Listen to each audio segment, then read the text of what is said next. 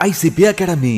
CA, CMA, CS, CAT போன்ற அனைத்து விதமான ப்ரொஃபஷனல் கோர்ஸ்களும் இங்கு எளிமையான முறையில் கற்றுத்தரப்படும். எங்களிடம் 25 வருடத்துக்கு மேல் அனுபவம் உள்ள ஆசிரியர்களும் உள்ளனர். அது மட்டும் இல்லாமல் ஆடிட்டர்களாலும் பயிற்சி அளிக்கப்படுகிறது.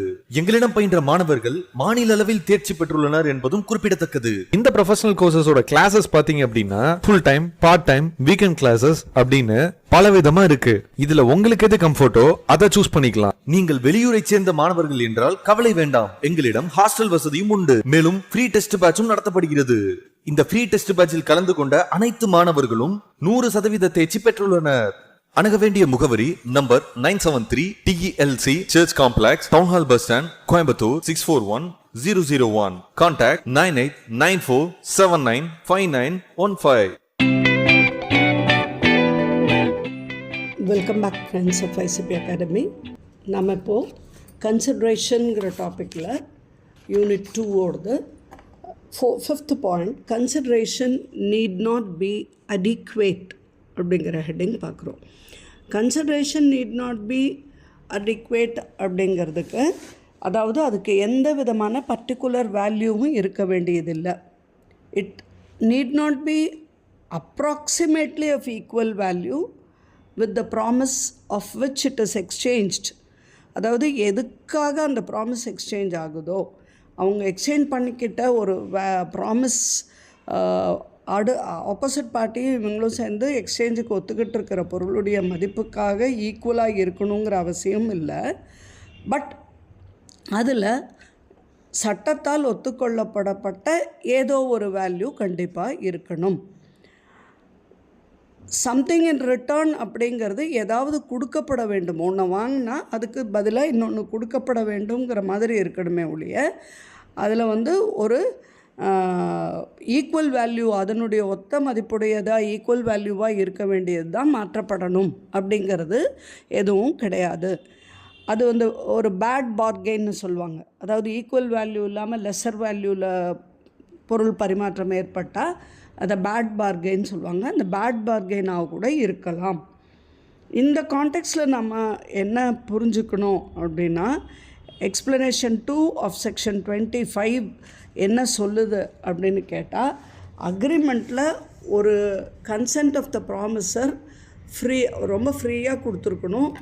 அப்படி கொடுத்துருந்தா it is not void merely because consideration இன்அடிக்குவேட்டாக இருக்கிறதுனால அதை அவாய்ட் பண்ணணும் அப்படிங்கிற ஒரு அந்த அக்செப்டன்ஸ் இல்லை அப்படிங்கிற மாதிரி எடுத்துக்கொள்ளப்படாது. பட் ஆஸ் அன் எக்ஸப்ஷன், இதுக்கு ஒரு விதிவிலக்கா, if it is shockingly less, ரொம்ப வேல்யூ கம்மி, say for kilo of gold ஒரு ஜஸ்ட் ஒரு 100 grams ஆஃப் சில்வர் அப்படிங்கிற மாதிரி ஷாக்கிங்லி லெஸ் வேல்யூவாக இருந்தால், and if the other party alleges that his consent was not free than his inadequate consideration can be taken as an existence in support of this allegation. அதாவது இது exchange கொடுக்கறது ரொம்ப குறைவான ஒரு மதிப்புடையதாக இருந்து அதுக்கு அந்த ஆப்போசிட் பார்ட்டி இது தன்னுடைய விருப்பத்தின் பேரில் நடக்கலை, இது ஒரு கம்பல்ஷன் பேரில் நடந்தது அப்படிங்கிற மாதிரி இன்அடிக்குவேட் கன்சிடரேஷன் இருக்குது அப்படிங்கிறத எவிடன்ஸோடு ப்ரூவ் பண்ணார்னா அது அலிகேஷனுக்கு போகலாம். Example textual 10. X promises to sell a house worth 60 lakhs for 10 lakhs only. The adequacy of the price in itself shall not render the transaction void. எக்ஸுங்கிறவரு தன்னுடைய வீடை 60 லட்சம் பெருமான வீடை 10 லட்சத்துக்கு விற்கிறதுக்கு முடிவு பண்ணுறாரு. அப்போது அந்த விலை ரொம்ப குறைவாக இருக்குது அப்படிங்கிற அடிக்குவசியே இது டிரான்சாக்ஷனை அவாய்ட் பண்ண முடியும் அப்படிங்கிற கூற்றுக்கு போக முடியாது. Unless the party pleads that transaction takes place under coercion, undue influence or fraud. இந்த விற்கிறவர் இந்த ஒரு 60 லட்சம் பெருமானம் உள்ள வீடை 10 லட்சத்துக்கு விற்கிறதுக்காக ஒற்றுக்கொள்ள செய்யப்பட்டது என்னை கட்டாயப்படுத்தியோ அல்லது பதவியை உபயோகிச்சோ அல்லது ஃப்ராடுத்தனமாகவோ மற்றவங்க அதை ஒற்றுக்கொள்ள வச்சாங்கங்கிறத நிரூபித்தால் இந்த இடத்துல அந்த அக்ரிமெண்ட்டோ அந்த இதோ வாய்ட் பண்ண முடியும், அது கேன்சல் ஆகிறதுக்கு வாய்ப்பு இருக்குங்கிறத பார்க்குறோம். The next condition, performance of what one is legally bound to perform. அதாவது கன்சிடரேஷன் எப்போ இருக்குது அப்படிங்கிறத பார்க்குறோன்னா, ஒரு பர்ஃபார்மன்ஸ் வந்து லீகலாக ஒருத்தரை சட்டத்தின்படி அவங்கள வந்து சட்டத்திற்கு உட்பட்டவராக கொண்டு வர்றதுக்கு வாய்ப்பு இருக்கிறபடியாக இருந்தால் மட்டும்தான். The performance of an act by a person who is legally bound to perform the same cannot be consideration for a contract. அதாவது சட்டத்தின்படி அவர் அதை செய்ய வேண்டியதற்கு உரியவராகிறார் அப்படிங்கிற கண்டிஷன் இருந்தால் அது அக்ரிமெண்ட் ஆகாது. அதை பர்ஃபார்மன்ஸ் செய்யறது அக்ரிமெண்ட்டுக்கு கன்சிடரேஷனாக ஏற்றுக்கொள்ளப்படாது. Hence, a promise to pay the money to a witness is void, for it is without consideration. ஒரு விட்னஸுக்கு ஒரு கேஸில் ஒரு இதை பார்த்தவர், திருட்டை பார்த்தவரோ ஒரு குற்றத்தை பார்த்தவரோ அதை விட்னஸாக சொல்கிறதுக்கு அவருக்கு பணம் கொடுக்குறேன் அப்படிங்கிற அக்ரிமெண்ட் வந்து வாய்ட் ஆகிடும். அது வந்து அக்செப்டபுளாக இருக்காது. Hence, such a contract is void for want of consideration. Similarly, an agreement by a client to pay to his counsel after the latter has been engaged a certain sum and above the fee in the event of success of the case would be void, since it is without consideration. அதாவது ஒரு லாயருக்கு ஒருத்தர் வந்து நீங்கள் உங்களுக்கு இப்போ ஃபீ கொடுப்பேன், இதை ஜெயிச்சு கொடுத்தா ஃபீக்கு மேலே ஒரு அமௌண்ட்டு கொடுத்தேன் அப்படின்னு சொன்னால் அதில் வந்து கன்சிடரேஷன் இல்லை, அதனால் அது வாய்ட் ஆகிடும். A promise to pay rupees 2,000 to a doctor over the fees is invalid, as it is the duty of the doctor to give a treatment for his normal fees. அப்போது ஒரு டாக்டருக்கு 2,000 rupees கொடுக்குறோம் இதை குணப்படுத்துறதுக்காக அப்படின்னு சொன்னால் அது ஒரு அக்ரிமெண்ட் போட்டால் அதில் கன்சிடரேஷன் இல்லை, அது அக்செப்டபிள் ஆகாது. ஏன்னா டாக்டர் நார்மல் ஃபீஸுக்கே வைத்தியம் பார்க்க வேண்டிய ஒரு கட்டாயத்தில் இருக்கார்.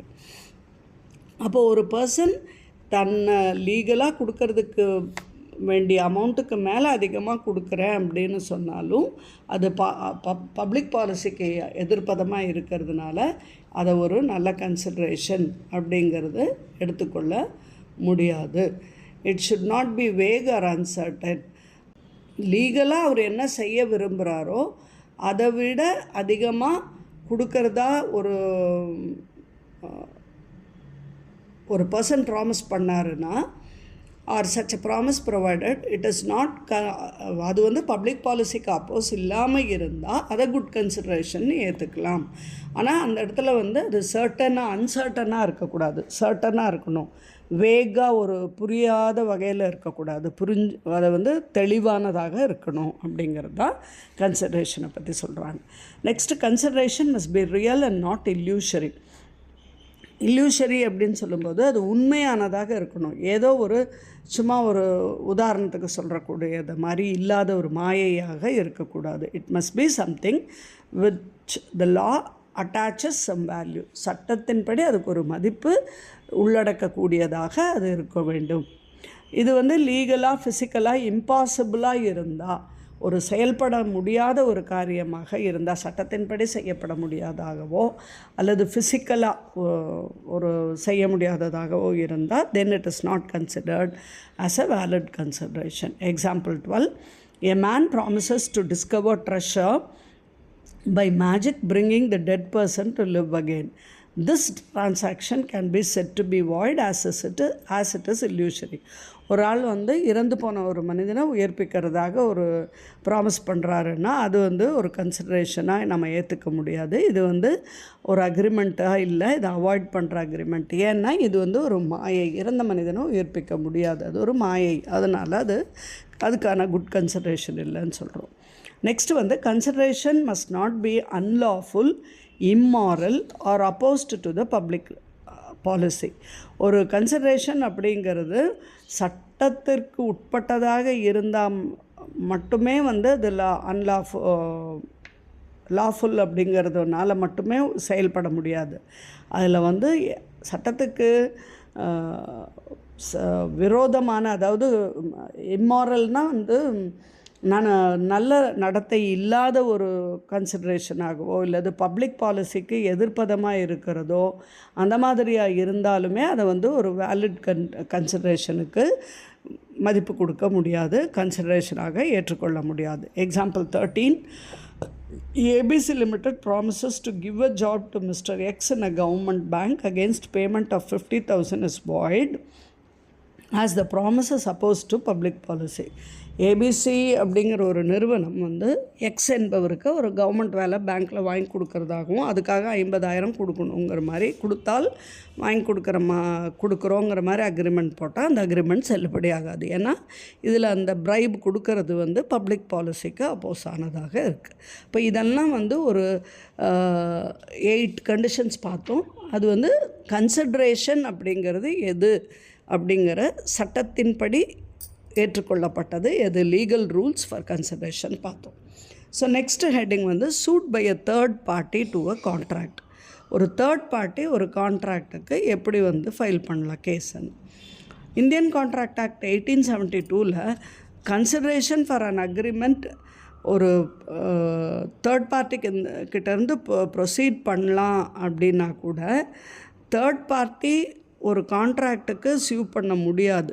ஒரு பர்சன் வந்து அந்த பார்ட்டியாக கான்ட்ராக்டில் இருந்தால் மட்டும்தான், ப்ராமிசராகவோ ப்ராமிசியாவோ இருந்தால் மட்டும்தான் அந்த கான்ட்ராக்டுக்காக ஒரு கேஸ் போட முடியும். அப்போ அந்த concept of the stranger to consideration is valid and is different from stranger to contract. அதாவது இந்த கான்ட்ராக்டால் பாதிக்கப்பட்ட இன்னொரு ஸ்ட்ரேஞ்சர் கேஸ் போடலாம், ஆனால் கான்ட்ராக்டுக்கு மொத்தமும் சம்மந்தமில்லாத ஒரு நபர் கேஸ் போட முடியாதுங்கிறது தான் இதில் சொல்லப்படுது. இப்போ எக்ஸாம்பிள் 14 டெக்ஸ்டுவல் எக்ஸாம்பிள் என்ன சொல்லுது, P who is indebted to Q sells his property to R and R promises to pay off the debt amount to Q. If R fails to pay, then in such situation Q has no right to sue as R is a stranger to the contract. அதாவது P அப்படிங்கிறவர் Qக்கு கடன் பட்டிருக்கார். ஆனால் R வந்து என்ன பண்ணுறாரு, ஒரு பிங்கிறவர் என்ன பண்ணுறாரு, தன்னுடைய சொத்தை ஆர் என்பவருக்கு விற்கிறார். அப்படி விற்கும்போது ஆர் என்ன ப்ராமிஸ் பண்ணுறாருன்னா, நான் வந்து நீங்கள் Qக்கு எவ்வளோ அமௌண்ட்டு செலுத்தணுமோ அதை செலுத்திடுறேன் அப்படின்னு சொல்கிறாரு. ஆனால் ஆர் அதை பே பண்ணுறதில்ல. அந்த ஒரு சுச்சுவேஷனில் அந்த Q யார் வந்து கடன் கொடுத்துருக்காரோ அவர் வந்து ஆர் மேலே எந்த கேஸும் போட முடியாது. ஏன்னா அவர் கான்ட்ராக்டுக்கு சுத்தமாக ஸ்ட்ரேஞ்சர். அந்த கான்ட்ராக்டுக்குள்ளே அவர் ப்ராமிசரும் இல்லை, ப்ராமிசியும் இல்லை. பொருளை விற்றவரும் பொருளை வாங்கினவரும் தான் அந்த கான்ட்ராக்டுக்கு ப்ராமிசர் அண்ட் ப்ராமிசி. அந்த பொருள் விற்ற பின்னால் நான் நீங்கள் யாருக்கு கடன் போட்டிருக்கீங்களோ அவங்களுக்கு கொடுக்குறேன் அப்படின்னா அந்த கடன் கொடுத்த ஒரு Q வந்து அதுக்கு டோட்டலாக ஒரு ஸ்ட்ரேஞ்சர் ஆஃப் த கான்ட்ராக்ட், அவருக்கு இதில் சம்மந்தம் இல்லை. அப்போ Stranger to a contract cannot see you அப்படிங்கிறது எந்த ஒரு இதில் வருதுன்னா டாக்ட்ரின் ஆஃப் ப்ரைவிட்டி ஆஃப் கான்ட்ராக்டுங்கிற பேசிஸில் வருது. ஆனால் இதில் சர்டன் எக்ஸம்ஷன்ஸ் இருக்குது. எப்போ ஒரு ஸ்ட்ரேஞ்சர் கூட கேஸ் போடலாம் அப்படிங்கிறத பார்க்கலாம். ஃபஸ்ட்டு வந்து in case of trust, a beneficiary can enforce his right under the trust though he was not a party to the contract between the settler and the trustee. அதாவது ஒரு ட்ரஸ்டாக்கான நடவடிக்கையில் ஒரு செட்டிலர் ஒருத்தர் இருப்பார், ட்ரஸ்டி ஒருத்தர் இருப்பார். இப்போ இவங்க 2 பேர் தான் கான்ட்ராக்டோட பார்ட்டின்னா கூட இதனால் பயனடையக்கூடிய பெனிஃபிஷரிக்கு ஏதாவது அதில் ஒரு அதிருப்தி இருந்தால் அவர் அதுக்கு தாராளமாக அந்த செட்டிலருக்கும் அந்த ட்ரஸ்டிக்கு நடுவில் இருக்கக்கூடிய கான்ட்ராக்டுக்கு வகையாக கேஸ் போட முடியும். ஃபேமிலி செட்டில்மெண்ட்டில் எப்படி பண்ணலான்னா, இந்த terms of the settlement are reduced in to writing. The members of the family who originally had not been parties to the settlement may enforce the agreement. அதாவது செட்டில்மெண்ட், ஃபேமிலி செட்டில்மெண்ட் அப்படிங்கிறதுல வந்து settlement எழுதப்பட்டிருந்தால் அந்த குடும்பத்து உறுப்பினர்கள் ஏற்கனவே அந்த செட்டில்மெண்ட்டில் வந்து பார்ட்டியாக இல்லாதவங்க அதை என்ஃபோர்ஸ் பண்ண முடியும் அப்படிங்கிறது தான் சொல்கிறார். எக்ஸாம்பிள் வந்து 2 brothers X and Y agreed to pay an allowance of 20,000 to mother on partition of joint properties. எக்ஸும் ஒய்யும் 2 பேரும் சேர்ந்து அம்மாவுக்கு 20,000 ரூபாய் அலவன்ஸ் கொடுக்குறதாக ஒத்துக்கிறாங்க. ஜாயிண்ட் ப்ராப்பர்ட்டியெலாம் பார்ட்டிஷன் பாக பிரிவினை பண்ணும்போது. But later they denied to abide by it. பின்னால் அவங்க யாரும் அதை கொடுக்கறதில்ல, அதை மறுக்கிறாங்க. Held their mother although stranger to the contract can require their sons to such allowance in the court of law. இதில் இந்த அம்மா மூன்றாவது நபராக இருந்தால் கூட கான்ட்ராக்டுக்கு சம்மந்தப்படாதவங்க, ஏன்னா எக்ஸும் ஒய்யும் தான் அக்ரிமெண்ட் போட்டவங்க. பட் அதில் சம்மந்தப்பட்டவங்க அந்த பெனிஃபிஷரி வந்து அம்மா. அப்போ அந்த அம்மா வந்து அந்த ஃபேமிலி செட்டில்மெண்ட்டில் அவங்க பயனடைகிறாங்க. அப்போ அவங்களுக்கு இது வரலங்கும்போது அவங்க தாராளமாக தன்னுடைய மகன் மேலே கோர்ட்டில் கேஸ் போட முடியும் அப்படிங்கிறது பார்க்குறோம். In the case of certain marriage contract or agreements, a provision may be made to the benefit of a person. He may file the suit though he is not a party to the agreement. கல்யாண கான்ட்ராக்டில், திருமண கான்ட்ராக்ட்லேயோ அரேஞ்ச்மெண்ட்லேயோ எப்படி case போட முடியும் அப்படிங்கிறத பார்க்கலாம். Example 16, Mr. X's wife dissented him for ill-treating her. Mr. X promised his wife's father, Mr. P, that he will treat her properly or else pay her monthly allowance. But she was again ill-treated by her husband, held the suit, has all right to sue Mr. X against the contract made between Mr. X and Mr. P, even though she was a stranger to contract. அதாவது ஒரு mister எக்ஸுங்கிற மனைவி வந்து அவரை வந்து தன்னை சரியான படிக்க நடத்தலை அப்படிங்கிற காரணத்துக்காக பிரிகிறாங்க. அப்போ எக்ஸ் வந்து அவங்க மனைவியுடைய தந்தை இடத்துல அவங்கள ஒழுங்காக பராமரிக்கிறதுக்காகவும் இல்லைன்னா மாதத்திற்கு அவங்க மெயின்டெனன்ஸுக்கு அமௌண்ட் கொடுக்கறதாகவும் ஒரு அக்ரிமெண்ட் போடுறாரு. பட் அதை பே பண்ணுறதில்ல, மறுபடியும் அவங்களுக்கு வந்து ஒரு இல் ட்ரீட்மெண்ட் தான் கொடுக்குறாரு. தென் இன் தட் கேஸ் அந்த ஒய்ஃபுக்கு எக்ஸ் மேலே கேஸ் போடுறதுக்கு எல்லா ரைட்டும் இருக்குது. அவங்க ஸ்ட்ரேஞ்சர் டு த பார்ட்டியாக இருந்தால் கூட அவங்க தான் அதில் பெனிஃபிஷரியாக இருக்கிறதுனால she can file a case against a husband. Next, in the case of assignment of a contract, when the benefit under a contract has been assigned, the assignee can enforce the contract, but such assignment should not involve any personal skill. அதாவது இந்த கான்ட்ராக்டோடைய பலனுக்கு ஒருத்தரை assign பண்ணியிருக்கோம், ஒருத்தரை நியமிச்சிருக்கோம். அப்படிங்கும்போது அந்த நியமிக்கப்பட்ட நபர் அந்த கான்ட்ராக்டை வந்து என்ஃபோர்ஸ் பண்ணணும்னு சொல்லவோ அல்லது அந்த இதில் வந்து அதுக்கான கேஸ் போடவோ அவருக்கு உரிமை இருக்குது. ஆனால் வந்து எந்த பர்சனல் ஸ்கில்லும் இதில் இன்வால்வ் ஆகிருக்கக்கூடாது. Example 17, Ankit Sharma has assigned his insurance policy to his son. ஒரு தந்தை ஒரு மகன் பேரில் இன்சூரன்ஸ் பாலிசியை அசைன் பண்ணார். Now son can claim if he was not a party to contract. அந்த சன் வந்து அந்த இன்சூரன்ஸ் மேலே கிளைம் பண்ணலாம். ஏன்னா அவர் அந்த கான்ட்ராக்டில் இல்லை. கான்ட்ராக்டுங்கிறது அந்த ஃபாதருக்கும் அந்த இன்சூரன்ஸ் கம்பெனிக்கும் தான் நடந்திருக்குன்னாலும் அந்த ஃபாதர் வந்து அந்த பாலிசியை மகன் மேலே அசைன் பண்ணியிருக்கிறதுனால குறிப்பிட்ட ஒரு நபர் அதில் பயனாளியாக நியமிக்கப்பட்டிருக்கிறதுனால அவர் என்ன பண்ணலாம், அந்த மகன் அந்த இன்சூரன்ஸ் கம்பெனி மேலே கேஸ் போடலாம். இது வந்து in case of assignment. So இதில் 4 டைப்ஸ் பார்த்துருக்கோம். இன்னும் ரிமைனிங் நெக்ஸ்ட் ஆடியோவில் பார்ப்போம். Thank you friends.